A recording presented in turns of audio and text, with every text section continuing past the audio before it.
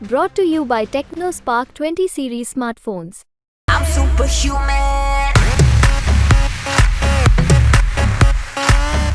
कि ये जो 3 लोग कांग्रेस के पाले में गए हैं, क्या सचमुच सरकार इससे अल्पमत में आई है? तो आज ये कहना कि सरकार अल्पमत में है, ये भी बिल्कुल गलत है। फ्लोर टेस्ट को लेकर एक नियम है कि 6 महीने के भीतर ही बाद ही बुलाया जा सकता है, क्योंकि 12 मार्च को बुलाया गया था और उसमें उन्होंने पास किया था। तो क्या अब फ्लोर टेस्ट के बिना भी राज्यपाल महोदय उनको निमंत्रण दे सकते हैं दूसरी पार्टी को? कांग्रेस एक बहुत बड़ी गलती कर रही है, मेरा ये मानना है। मतलब ये तो नहीं कि कांग्रेस गरम गरम खीर खा के मुंह जलाना चाह रही है। तेरह के 3 निर्दलीय विधायकों ने भारतीय जनता पार्टी से अपना समर्थन वापस ले लिया है और कांग्रेस के पाले में चले गए हैं। क्या उनके कांग्रेस के पाले में चले जाने से भारतीय जनता पार्टी सरकार अल्पमत में आ गई है, आई है या फिर नहीं है? भारतीय जनता पार्टी की सरकार के समक्ष क्या चैलेंजेस हैं और आखिर कानून क्या कहता है? इस पर ज्यादा बातचीत करने के लिए इस वक्त हमारे साथ मौजूद हैं हरियाणा विधानसभा के स्पीकर ज्ञानचंद गुप्ता जी। सर, सबसे पहले तो ये बता दीजिए कि ये जो 3 लोग कांग्रेस के पाले में गए हैं, क्या सचमुच सरकार इससे अल्पमत में आई है? देखिए, जहां तक 3 निर्दलीय विधायकों का समर्थन कांग्रेस को देने की बात, ऑफिशियली विधानसभा के अंदर कोई ऐसी सूचना अभी तक नहीं आई। हाँ, कुछ समाचार पत्रों में, इलेक्ट्रॉनिक्स मीडिया के अंदर ऐसी बातें सुनने में आई हैं, लेकिन हम उनको आधार मान करके कोई निर्णय नहीं कर सकते जब तक ऑफिशियल कोई कम्युनिकेशन हमारे पास नहीं आता। तो आज ये कहना कि सरकार अल्पमत में है, ये भी बिल्कुल गलत है, क्योंकि आखिरी जो फ्लोर टेस्ट हुआ था वो जब नायब सिंह सैनी जी मुख्यमंत्री बने थे तो उन्होंने विश्वास मत प्राप्त किया था और किसी भी संख्या का जो निर्णय है, सरकार अल्पमत में है या बहुमत में है, इसका निर्णय सदन की मेज के ऊपर, सदन के अंदर ही किया जा सकता है। तो अगर कोई इस प्रकार की परिस्थिति यदि आती है, उसके ऊपर राज्यपाल महोदय निर्णय लेते हैं कि क्या कोई अभी जो विश्वास मत के लिए या अविश्वास मत के लिए कोई दोबारा हाउस बुलाने की आवश्यकता है या नहीं है। कहीं कोई ये नजर आता है कि जो संख्या बल है रूलिंग पार्टी का, जब तक वो सेटिस्फाई नहीं हो जाएंगे तब तक मुझे लगता है कि कोई किसी प्रकार से जो अविश्वास प्रस्ताव है जो विधानसभा के अंदर नहीं आएगा और उसका जो फाइनल जो फैसला है वो राज्यपाल महोदय ने करना है। सर, 12 मार्च को जब फ्लोर टेस्ट हुआ था, क्योंकि भाजपा के सिर्फ 40 सदस्य हैं, उस फ्लोर टेस्ट में कुल कितने जो इंडिपेंडेंट्स थे उन्होंने भाजपा को अपना समर्थन दिया था?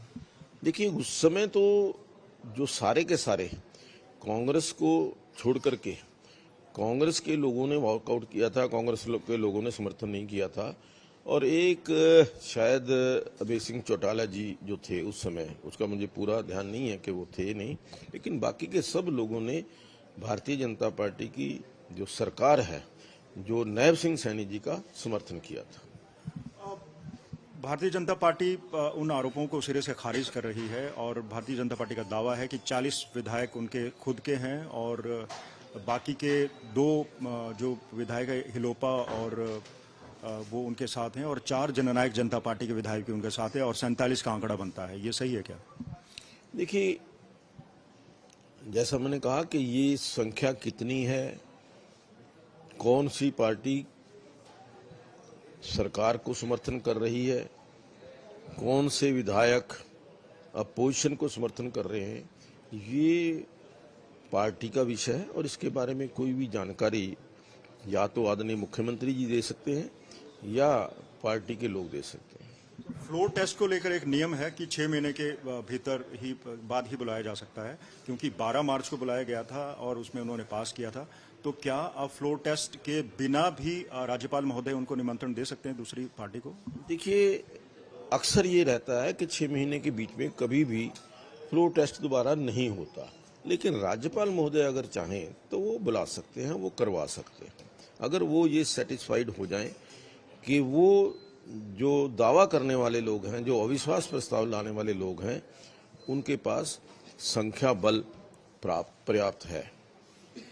अब जननायक जनता पार्टी की तरफ से भी आज ये कहा गया है कि जो भाजपा दावा कर रही है कि उसके 4 सदस्य भाजपा के साथ हैं, वो व्हिप जारी करने वाले हैं और वो उनका साथ नहीं दे सकते। अगर आपको लगता है कि कांग्रेस इस खेल के पीछे है, अगर कांग्रेस के खुद के कुल 30 सदस्य हैं, क्या कांग्रेस सरकार बनाने की दिशा में बढ़ रही है या उसकी फेवर में है? देखिए, मुझे इसके बारे में कुछ नहीं कहना कि कांग्रेस एक पार्टी के तौर पर, एक राजनीतिक पार्टी के तौर पर कार्य कर रही है। वो अपने दांव पेच सभी पार्टियां इसके बारे में करती हैं, लेकिन जो विधानसभा के अंदर जब ये मसला आएगा तब मैं इसके ऊपर कोई भी कमेंट कर पाऊंगा। पूर्व मुख्यमंत्री मनोहर लाल खट्टर ने भी यह दावा किया है कि कई कांग्रेसी एमएलए भी उनके संपर्क में है।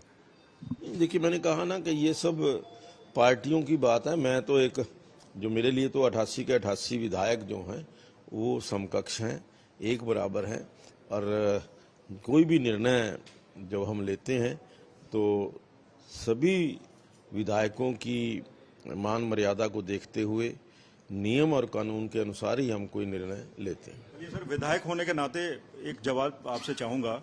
कांग्रेस 10 सालों से सत्ता से बाहर है, आपको लगता है कि थोड़ा सा जल्दबाजी हो रही है? मैं समझता हूं कि एक विधायक होने के नाते और मेरा एक जो 40 साल का राजनीतिक कैरियर रहा है, उसके मुताबिक कांग्रेस एक बहुत बड़ी गलती कर रही है, मेरा ये मानना है। क्योंकि जब ball is in the court of public और हमारे इस लोकतंत्र में जनता सर्वोपरि है, जनता का निर्णय सबसे बड़ा निर्णय होता है।